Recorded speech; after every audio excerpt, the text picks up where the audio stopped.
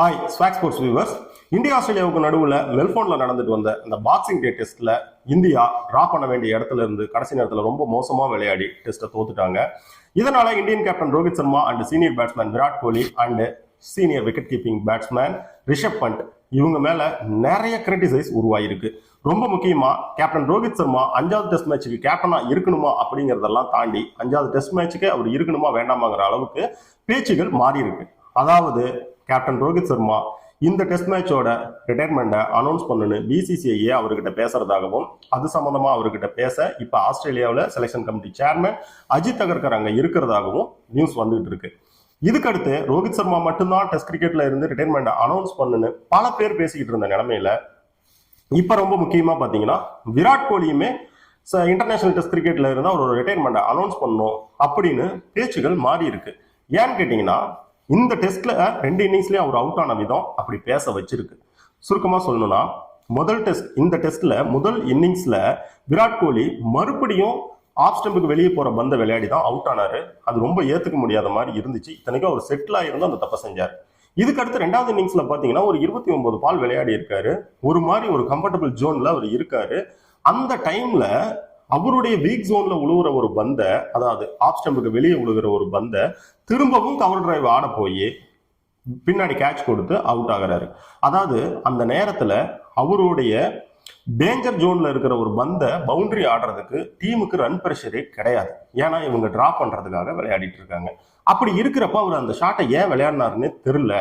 அவருக்கு மென்டலாவே அவரை பிக்ஸ் ஆயிட்டாரு. ஸோ இதுக்கு மேல விராட் கோலி தன்னை சரிப்படுத்திக்கிறது கஷ்டம், அவருமே இன்டர்நேஷனல் கிரிக்கெட்ல இருந்து ரிட்டையர்ட் ஆகணும் அப்படின்னு சொல்லி பேச ஆரம்பிச்சிருக்காங்க. இன்னும் சொல்ல போனா இந்தியன் ஃபேன்ஸ்னு பொதுவா இல்லாம விராட் கோலி அண்ட் ரோஹித் சர்மாவுடைய ஃபேன்ஸு இவங்களுடைய டெஸ்ட் கிரிக்கெட் ரிட்டையர்மெண்ட்டை பத்தி சில பேர் கொஞ்சம் கொஞ்சமா சோசியல் மீடியாவில் பேச ஆரம்பிச்சிருக்காங்க.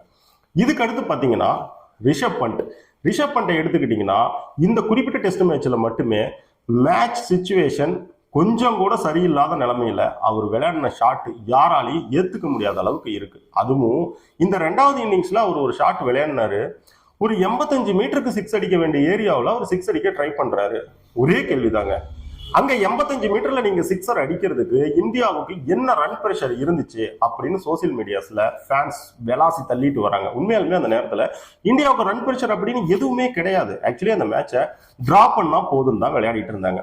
கரெக்டா இந்தியா 121 ரன்னுக்கு ரொம்ப 3 விக்கெட்டை மட்டும் இழந்து 2 செஷன் விளையாடி முடிச்சிட்டாங்க. இன்னும் ஒரே ஒரு செஷன் தான் இருக்குது. அதுலயும் ஒரு 5 ஓவர் 7 விக்கெட் வச்சு விளையாடி இருந்தீங்கன்னா 2 கேப்டனும் சேர்ந்து பேசி மேட்சை டிரான்னு அனௌன்ஸ் பண்ணியிருப்பாங்க. இதுதான் சம்பிரதாயமா நடக்கிறது. அவங்களும் அதுக்காக தான் உள்ள என்ன செஞ்சாங்கன்னா டிராவிஸ் ஹெட் கையில பந்த கொடுத்து போதும்பா எங்களால முடியல நீ போடு அப்படின்னு பார்ட் டைமர்ஸை உள்ள கொண்டு வந்தாங்க.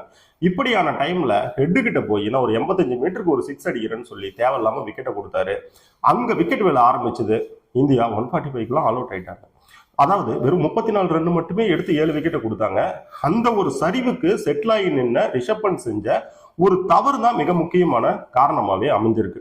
இந்த டெஸ்ட் போட்டிக்கு பின்னாடி ரிஷப் பண்ட் தன்னோட அப்ரோச்சை மாத்திக்கலன்னா கஷ்டம் அப்படிங்கிற மாதிரி இந்தியன் கேப்டன் ரோஹித் சர்மாவும் வெளியே பிரஸ் மீட்லயே டைரக்டா பேசுற அளவுக்கு நிலைமை சீரியஸ் ஆயிருக்கு. ஆனா இப்ப இந்தியன் கிரிக்கெட் தாண்டி வேர்ல்டு கிரிக்கெட்ல ஒரு முக்கியமான விஷயம் என்னன்னா ரோஹித் சர்மாவுக்கு லாஸ்ட் டெஸ்ட் இப்ப விளையாடின மெல்போர்ன் டெஸ்டா இல்ல அடுத்து விளையாட போற சிட்னி டெஸ்டா அப்படிங்கிறது தான் ஒரு முக்கிய பேச்சா இருக்கு. இதுக்கு நடுவுல ஒரு அதிர்ச்சி தரக்கூடிய விஷயமா விராட் கோலியும் இன்டர்நேஷனல் டெஸ்ட் கிரிக்கெட்ல இருந்து ரிட்டையர்மெண்ட் ஆகவும் சான்ஸ் இருக்கு அப்படிங்கிறதா. ஸோ இதுக்கு மேல இதெல்லாம் என்னென்ன நடக்குது நம்ம பொறுத்திருந்து பார்க்கலாம். இணைஞ்சிருந்து கேட்ட எல்லாத்துக்கும் ரொம்ப தேங்க்ஸ்.